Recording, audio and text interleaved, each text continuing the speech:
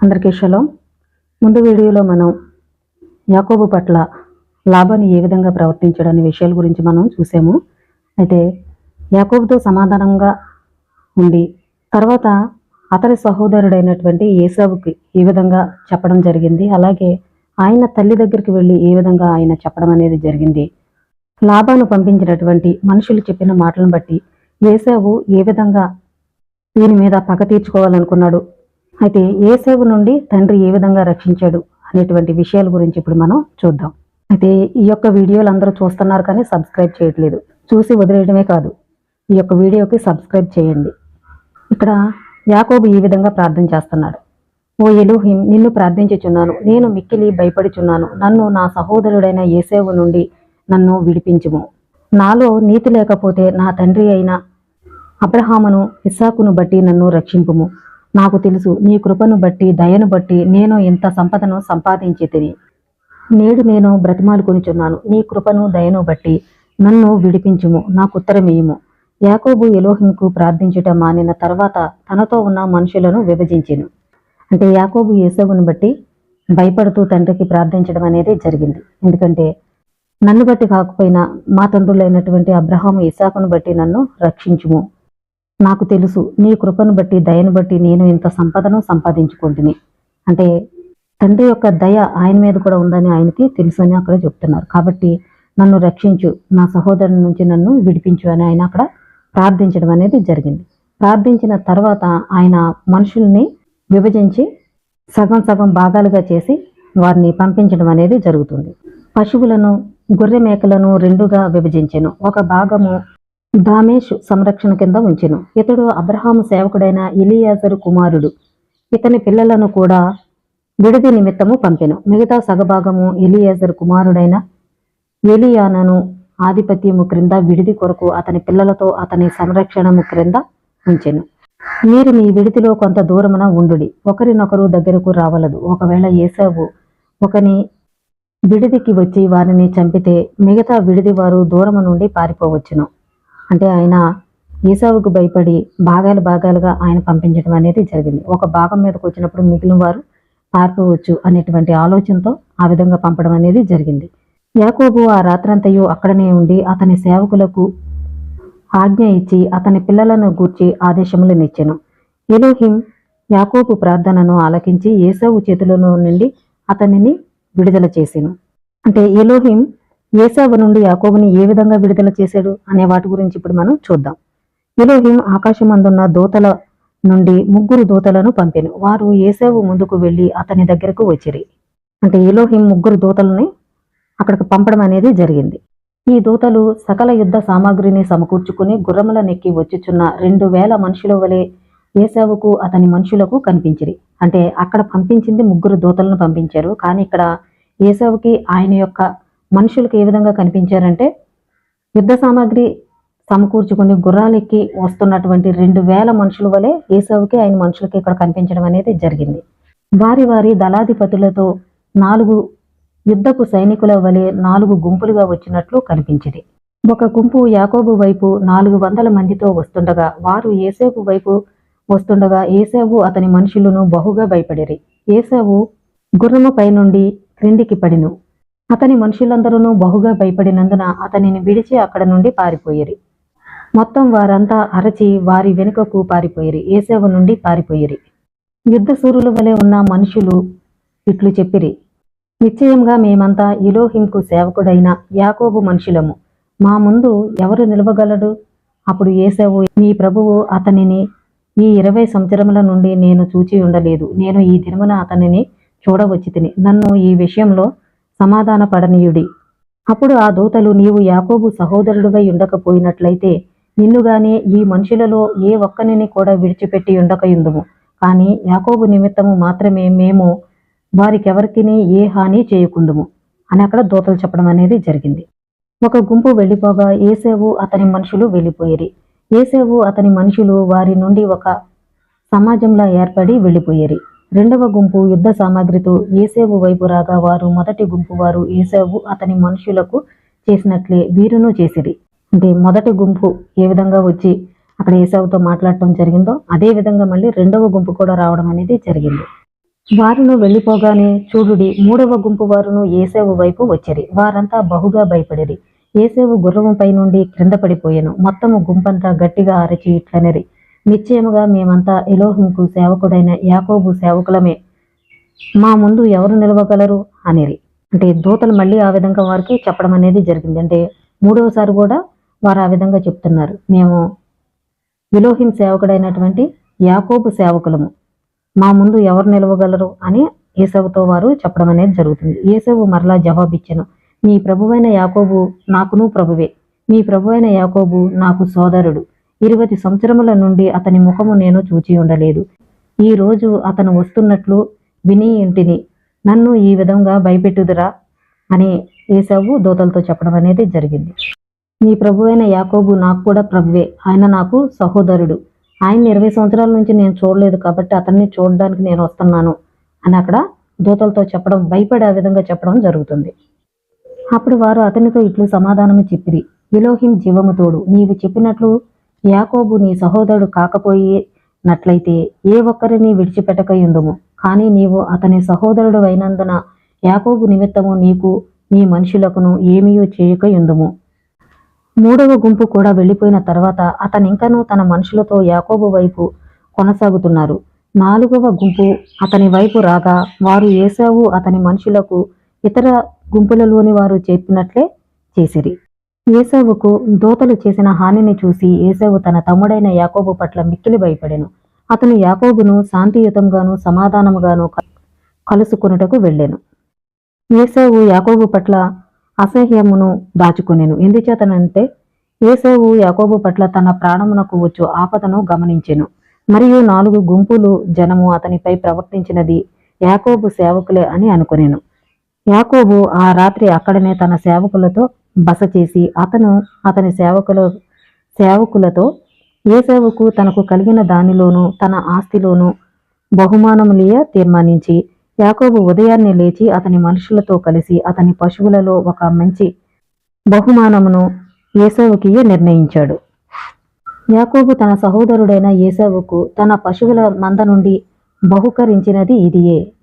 అతని పశువుల మంద నుండి 240 పశువులను, ఒంటెల నుండి గాడిదల నుండి 30 ఒంటెలు, గాడిదలను 50 జంతువులను బహుకరించెను. వాటిని 10 గుంపులుగా పెట్టి ఒక్కొక్క గుంపుకు ఒక సేవకుని పెట్టి వాటిని తోలెను. యాకోబు సహోదరుడైనటువంటి ఏసావుకు తన పశువులలో నుంచి గాడిదలను, ఒంటెలను, అంటే అనేక రకాలైనటువంటి జంతువులను ఆయనకి బహుమతిగా పంపించడం అనేది జరిగింది. 10 గుంపులుగా తయారు చేసి వాటికి ఒక్కొక్క గుంపుకి ఒక్కొక్క సేవకుని పెట్టి పంపడం అనేది జరిగింది.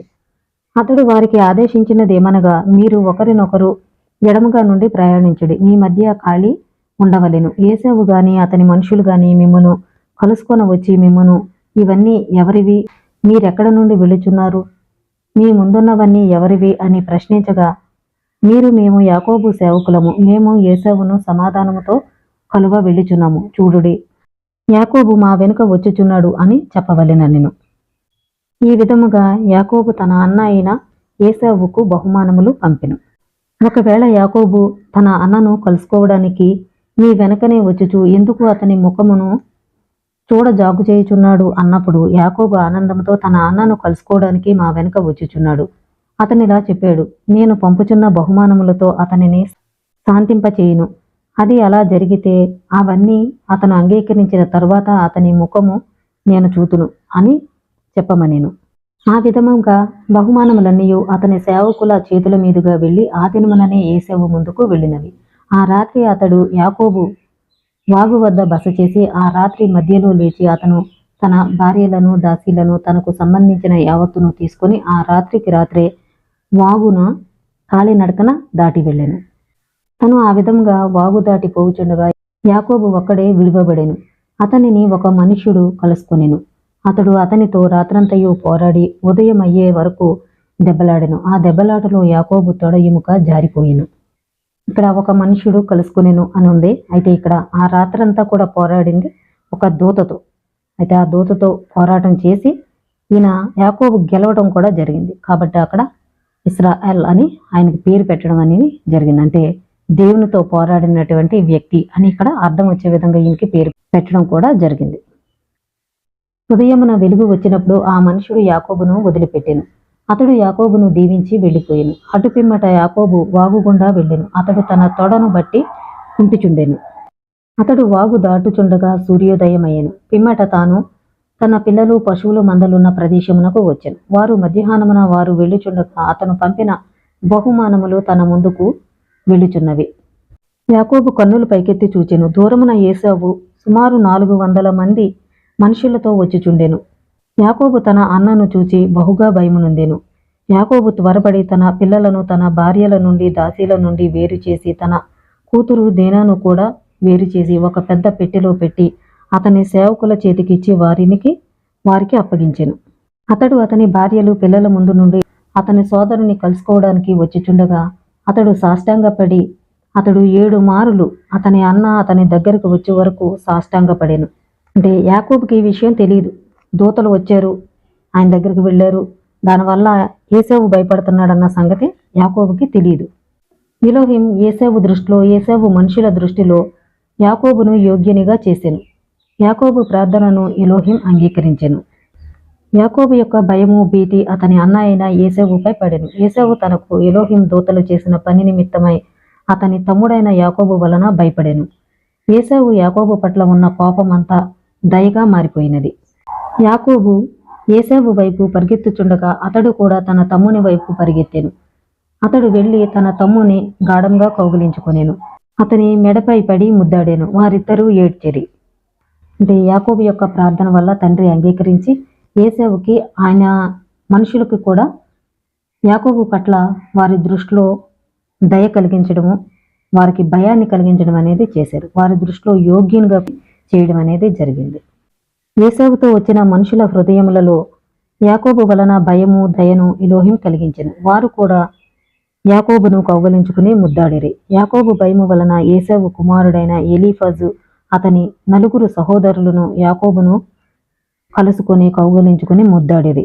యాకోబు పిల్లలు యాకోబు వెనుకనే వచ్చి మార్గమున ఏశావుకు నమస్కారము చేయుట ఏశావు అతని కన్నులు పైకెత్తి వారితోనున్న వారి తల్లులను కూడా చూచెను. యాకోబు ఏశావు అతని మనుషులతో మాట్లాడుచుండగా ఏశావు యాకోబుతో, నిన్న రాత్రి నన్ను కలుసుకొనుటకు వచ్చిన ఆ మనుష్య సమాజం అంతటిని ఎక్కడ నుండి తెచ్చితివి అనెను. యాకోబు, నా ప్రభువైన నీ దయను పొందుటకు ఎలోహిం కృపతో నాకు దయచేసెను. అంటే ఏశావు అడుగుతున్నాడు, ఇంతమందిని ఎక్కడి నుంచి తీసుకొచ్చావని అడగడం జరిగింది. అప్పుడు ఎలోహిం కృపతో నాకు వారిని దయచేశారు అని అక్కడ చెప్పడం జరిగింది. అప్పుడు బహుమానములన్నీ ఏశావు ముందుకు వచ్చినవి. వాటిని తీసుకోమని యాకోబు అన్నను ఒత్తిడి చేసెను. నేను తెచ్చిన ఈ బహుమానములను తీసుకోమని నిన్ను వేడుకొనుచున్నానెను. ఏశావు, నేను ఏ కారణము చేత తీసుకొనవలెను? వీటిని నీవే ఎంచుకొనుమనెను. యాకోబు, ఇది నా పైనున్న కార్యభారము. నీవింకను సమాధానముగా నుండి జీవించుచుంటివని నీ ముఖమును నేను చూచితిని. ఏశావు బహుమతులను తీసుకొనుటకు తిరస్కరించెను. యాకోబు అతనితో, నా ప్రభు, నేను నీ దృష్టిలో యోగ్యతను పొందితే ఈ బహుమతులను నా చేతుల నుండి తీసుకోమని వేడుకొనుచున్నాను. అప్పుడు ఏశావు ఆ బహుమతులను తీసుకొనెను. యాకోబు అతనికి వెండిని బంగారమును ఇచ్చి అతనిని ఒత్తిడి చేయగా ఏశావు తీసుకొనెను. ఏశావు గుంపులోనున్న పశువులను 2గా విభజించి ఒక భాగము తనతో వచ్చిన బాడుగ మనుషులకు బాడుగగా ఇచ్చెను. మిగతా భాగమును తన పిల్లల చేతికి అప్పగించెను. మరియు వెండిని బంగారమును అతని పెద్ద కుమారుడైన ఎలీఫజు చేతికిచ్చెను. మరియు ఏశావు యాకోబుతో, మనము కలిసి ఉందుము. నీతో కలిసి నెమ్మదిగా నీవు మా ప్రదేశమునకు వచ్చే వరకు నెమ్మదిగా వెళ్ళుదుము. అక్కడ మనము కలిసి ఉండవచ్చును అనెను. యాకోబు తన అన్నతో, నేను ప్రభువు నాతో చెప్పినట్లు చేయుదును. నా ప్రభువుకు నా పిల్లలు పసివారని తెలియను. గొర్రె మేకల మందలను వాటి పిల్లలు నాతో నెమ్మదిగా వచ్చును. వాటిని వేగంగా తీసుకువెళితే అవి చనిపోవును. నీకు వాటి భారమును వాటి బడలిక తెలియను. కాబట్టి నా ప్రభువుని అతని సేవకుని ముందుగానే వెళ్ళనిద్దాము. మేము పిల్లల క్షేమము నిమిత్తము పశువుల క్షేమము నిమిత్తము నెమ్మదిగా వెళ్ళి నా ప్రభువు ప్రదేశమైన శేయీరునకు వచ్చేదను అని అక్కడ ఏశావుతో చెప్పడం అనేది జరిగింది. అంటే ఏశావు మనిద్దరం కలిసి ఒకే చోట నివసిద్దాము అని చెప్పడం జరిగింది. అయితే పిల్లలు చిన్నవారు పశువులు ఉన్నాయి కాబట్టి వారి క్షేమం కొరకు నేను వెనక వస్తాను, మీరు ముందు వెళ్ళండి అని అక్కడ చెప్పడం అనేది జరిగింది. యాకోబు యేసేపు మనుషులు అతనిని విడిచిపోవాలని ఈ మాటలు చెప్పాను. పిమ్మట యాకోబు తన తండ్రి దేశమైన కానానుకు వెళ్ళవచ్చు అనుకునేను. అంటే యాకోబు ఏసేవు నిమిత్తం చాలా భయపడెను. అతని మామ అయినటువంటి లాబాను అతని పట్ల ప్రవర్తించినటువంటి విధానం, లాబాను వెళ్ళి ఆయన సహోదరుడైనటువంటి ఏసేవుతోనూ ఆయన తల్లితోనూ చెడ్డగా చెప్పడము, దాన్ని బట్టి ఆయన సహోదరుడు ఈయన మీద ఇంకా కోపాన్ని పెంచుకోవడం కూడా జరిగింది. కానీ అలాంటి సమయంలో తండ్రి ఆయన ప్రార్థన ఆలకించి ఆయనకు దూతలను తోడుగా పంపించడం అనేది జరిగింది. అందుకే మనం మంచి పనులు చేసినప్పుడు మంచి దూతను మనం సంపాదించుకుంటాము, చెడ్డ పనులు చేసినప్పుడు మనం చెడ్డ దూతని సంపాదించుకోవడం అనేది జరుగుతుంది. కాబట్టి ముందు వీడియోలో కూడా మనం కొన్ని విషయాలు తెలుసుకున్నాము. ఏంటంటే సాతాను వచ్చేస్తుందని చెప్పి చాలామంది బోధ చేస్తూ ఉంటారు, కానీ అది తప్పు. ఎందుకంటే సాతాను రావడానికి సాతాను కూడా ఒక దూత, ఆయన పర్మిషన్ లేకుండా సాతాను కూడా రాడు. సాతాను వచ్చిందంటే ఏంటి అర్థం? మనం తండ్రి యొక్క ఆజ్ఞలకు కట్టడలకు లోబడలేదు, మన ఇష్టానుసారంగా జీవిస్తూ చెడు పనులు చేయడం వల్ల, చెడ్డగా జీవించడం వల్ల ఆ యొక్క సాతాను అనేది రావడం అనేది జరుగుతుంది. మీరు ప్రార్థన చేసేస్తే వెళ్ళిపోవడం, మీరు మంచి పనులు చేసినప్పుడు తండ్రి మంచి దూతను ఇవ్వడం అనేది జరుగుతుంది. కాబట్టి ఇవన్నీ కూడా చాలా జాగ్రత్తగా పరిశీలించాలి. సాతానుడు వచ్చేసాడు, ప్రార్థన చేసేయండి. మీరు చెడ్డ పనులు చేశారు కాబట్టి సాతానుడు వచ్చాడు, మీరు మంచి పనులు చేయండి, ఆటోమేటిక్గా తండ్రి మంచి దూతను పంపించడం అనేది జరుగుతుంది. కాబట్టి ఇలాంటి మరిన్ని విషయాలు మీరు తెలుసుకోవాలనుకుంటే నా ఛానల్ని సబ్స్క్రైబ్ చేయండి. ఎందుకంటే అందరూ వింటున్నారు తప్ప సబ్స్క్రైబ్ చేయట్లేదు. కాబట్టి సబ్స్క్రైబ్ చేయండి. అందరికీ షలో.